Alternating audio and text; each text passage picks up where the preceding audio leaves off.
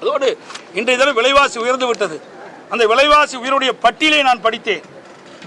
இன்றைக்கு ஏழை எளிய நடுத்தர மக்கள் அன்றாடம் உழைத்து வாழ்கின்ற மக்களுக்கு இந்த விலைவாசி உயர்வு என்பது மிகப்பெரிய சுமை. அவை இந்த ஆட்சி பொறுப்பேற்ற பிறகு விலைவாசி உயர்ந்திருக்கின்றது என்ற பட்டியலை நேற்றைய தினம் படித்தேன். அந்த விலைவாசி உயர்வை கட்டுப்படுத்துவதற்கு முதலமைச்சரிடத்தில் எந்த பதிலும் இல்லை. கட்டுமான பொருட்களுடைய விலை உயர்கின்ற பொழுது அத்தியாவசிய பட்டியலில் சேர்க்கப்படும் என்று திராவிட முன்னேற்ற கழக தேர்தல் அறிக்கையில் குறிப்பிட்டிருந்தார்கள். அதை நான் கடந்த ஆண்டே சுட்டிக்காட்டினேன். இன்று வரை கட்டுமான பொருட்கள் விலை இறக்கவே இல்லை. அதையும் சுட்டிக்காட்டினேன்.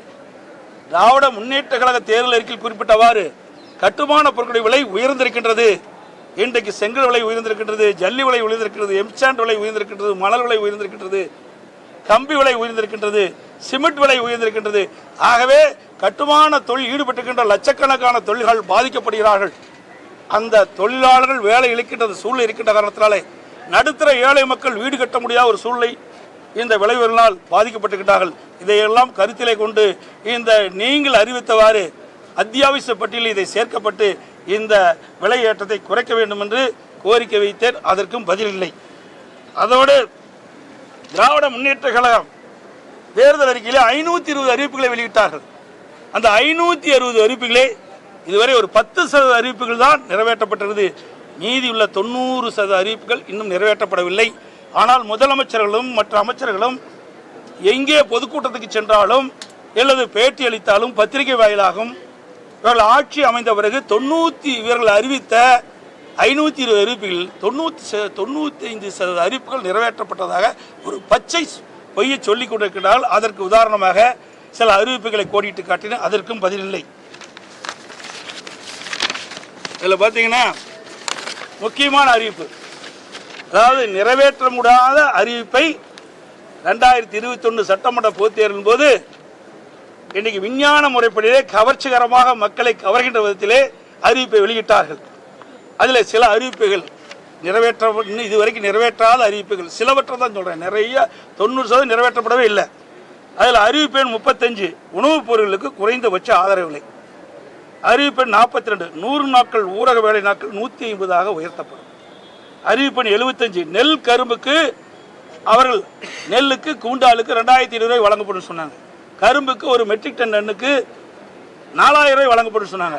இது வரைக்கும் வழங்கலை. நேற்று தினம் அமைச்சர் சொல்றாரு, இன்னும் 33 மாதம் தானே ஆகியிருக்குது, இன்னும் எஞ்சிய பகுதி இருக்குல்ல, அப்போ நாங்கள் உயர்த்துன்னு சொல்கிறாங்க.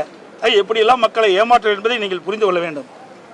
அதே போல அறிவிப்பு 83 காவிரி குண்டாறு இணைப்பு அனைத்து இந்திய அண்ணா திராவிட முன்னேற்ற கழக ஆட்சி இருக்கின்ற பொழுது நீண்ட நாட்களாக அந்த 5 மாவட்ட மக்கள் வறட்சியான பகுதியில் வாழ்கின்ற விவசாயிகள் விவசாய தொழிலாளர்கள் தங்கள் பயிரில் இருக்கின்ற ஏரிகள் குளங்கள் நிரப்பப்பட வேண்டும். அதற்காக காவிரி குண்டாறு திட்டத்தை நீங்கள் நிறைவேற்ற வேண்டும் என்று வேண்டுகோள் வைத்ததன் விளைவாக அனைத்து இந்திய அண்ணா திராவிட முன்னேற்ற கழக அரசு இருக்கின்ற பொழுது நான் முதலமைச்சர் இருக்கின்ற பொழுது நேரடியாக காவிரி குண்டார் இணைப்பு திட்டத்தை நிறைவேற்றுவதற்காக அடிக்கல் நாட்டி அந்த பணி துவங்கப்பட்டது.